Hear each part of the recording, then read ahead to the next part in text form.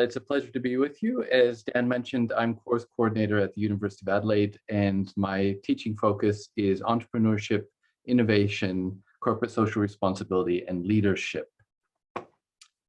So what I'd like to do in this very short session is ask you a question in a poll, then tell you what I would like you, what I'd like to bring over to you, give you an example of those objectives, and then a very quick how-to session on how to do it on your own if you're not doing it already.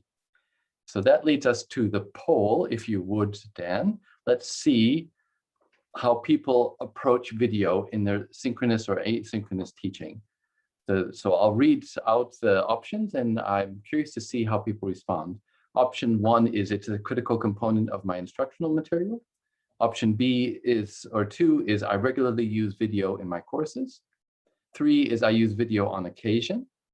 And 4, I rarely use video in my teaching. So let's see how people respond, how much video is already being used out there.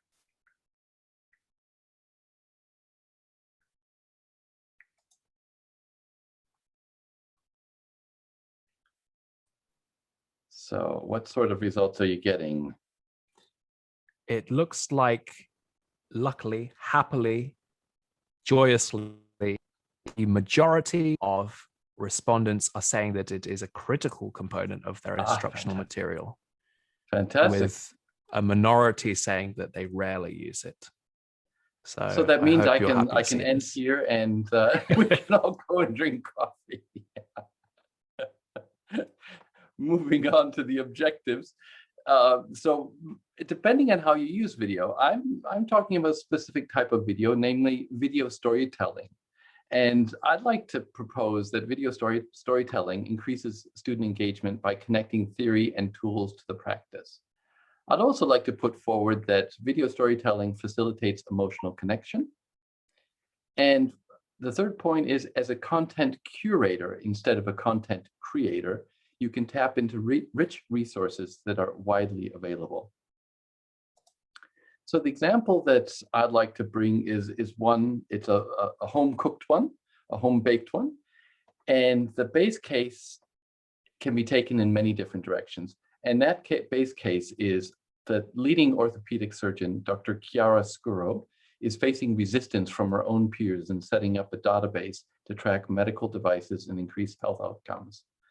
And that can be used, for instance, for innovation, the topics innovation, entrepreneurship, complexity, leadership, corporate social responsibility, etc.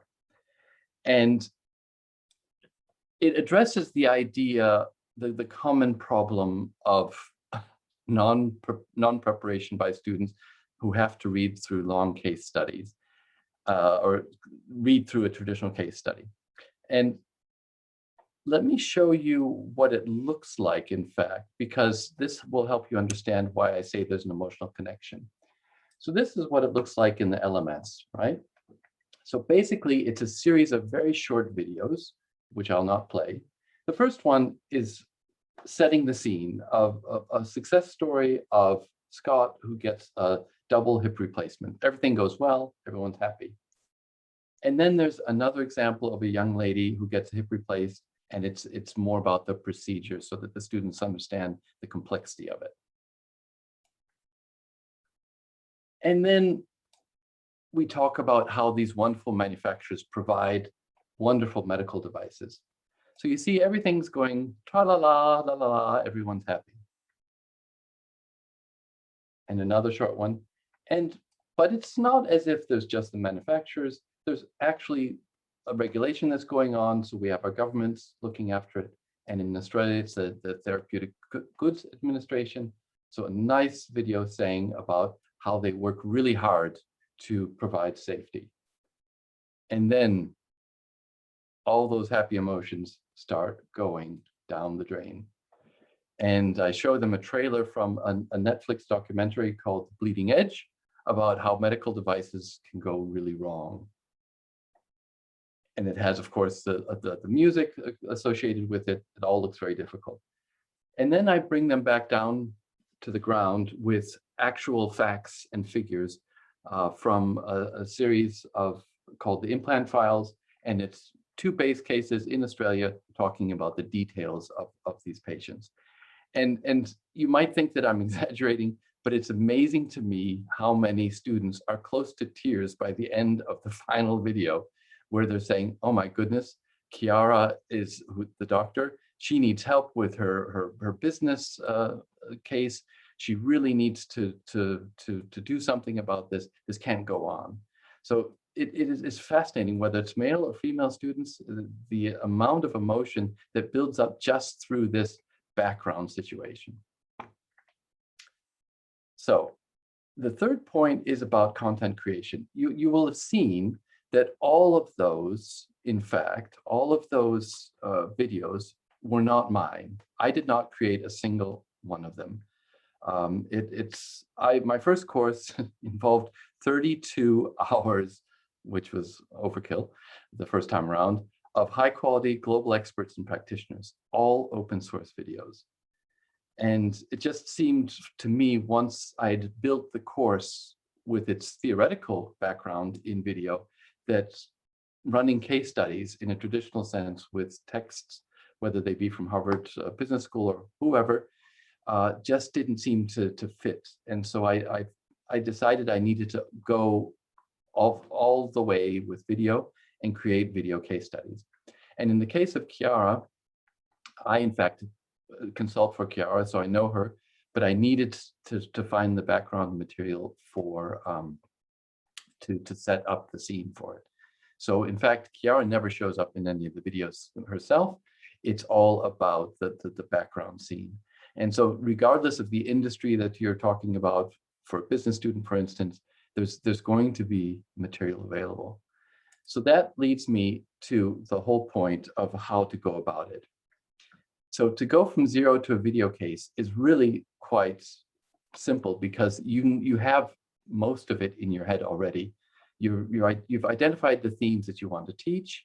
You know which academics or thinkers might be in that space. You might have a focus entity or person. So in this case, it was, I used the Mayo Clinic, for instance, as a focus entity. And then I went into searching. And of course, that's the most time consuming, is finding the videos using keywords, names, and filters, particularly length filters. My experience with video is the shorter, the better. And so using the filters so that in YouTube, it's under 4 minutes, for instance. And from that list, I shortlist the best material, select the best clips based on, of course, the source and the quality. And then, as you saw in what I showed you, I really just stitch it together with simple sentences. So connective text and images, and it's done. So that's the basic approach. It's storytelling, it's curation versus actually creation of new content.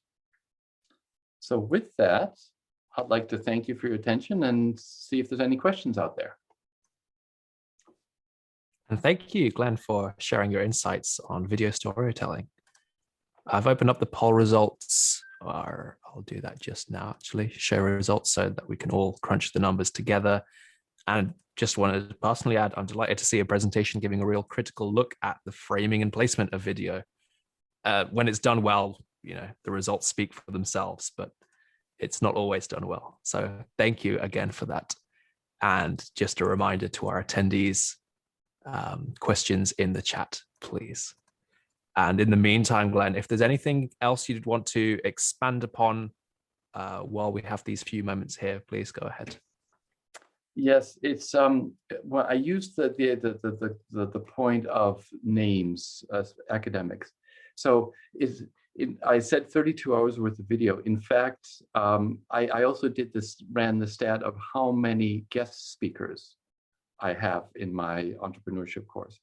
227 guest speakers, which are world experts, global experts, and practitioners. So 227 people are guest speaking in my course. None of them know it. Well, a couple of them do in the meantime, I've told them, but most of them don't know that they're speaking in my course and they're helping teach it. And so we have a question here from Holly about copyright issues. And of course, that was one of the first things that that I was pointed towards by the university. And as long as it's our policy is, as long as it's open source, it's usable. So it's people are putting it out into YouTube, usually YouTube. It's also other servers, but mainly YouTube. Copyright issues should not be. You should check with your institution to make sure that they agree with that. But here in our university, that's the case. And another technical question. Sorry, go ahead. Yes, about ongoing availability of videos. Yes. So I have had some. So at the beginning of the semester or trimester, I have to go through and check and make sure.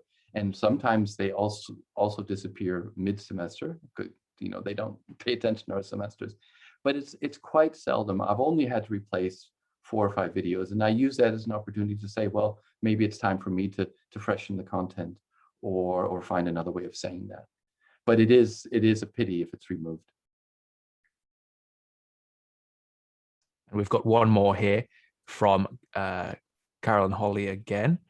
Do you have any tips for incorporating video from sources that students in some countries may have limited access to? Another quite technical one. In fact, we have a number of students from China, and since the pandemic started, they're stuck in China and are taking online courses through us. And usually it's a case of VPN, using a VPN, and then it's not a problem. But there are some issues probably where that might happen if a student can't get access through a VPN. That would be my guess. And one more question about copyright issues in LMSs specifically. Any recommendations or restrictions we should be aware of? Not to my knowledge. Again, it's open source, and embedding it is really quite easy for anyone that uses Canvas, for instance. And in fact, the next question about video assignment tool, that's my next step. In fact, I'll be running an assignment in a couple of weeks' time where the students need to do a peer assessment of another student's video that they'll create, and that will be using Feedback Fruits. Wonderful. It does seem that there's a lot of conversation around copyright issues. Maybe a discussion for InspireEd 2022 is the place of copyright and free source material in education. But I see another question coming in, which is a very good one. In your experience, what length of videos is most effective? And I guess that's an interesting question. Please. I have to admit that my whole approach I copied from Harvard. I took an online course, my very first online course 5 years ago, or 6 years ago, in fact, and it was the most engaging course I'd ever taken. And their principle was maximum 5 minutes. And I tend to go for 3. I think 3 is already long, but it really depends on the topic matter. And sometimes I'll take a large video and cut it into bits, or start it and stop it at specific points. And is there a use case where you would favor a longer video, maybe 10, 15 minutes even? It can happen. It can happen if you don't want to interrupt the flow. But from a pedagogical standpoint, sometimes you need to chunk it down to make it digestible. So you might show a 2-minute chunk, and then write a sentence or two to tie it into the curriculum, or point out something very specific, and then run the next 3 minutes of that video and whatever.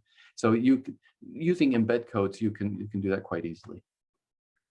I think there's a resounding agreement with that chunking philosophy. And that about wraps up the session. Glenn, thank you for fielding those questions, and again for the wonderful presentation.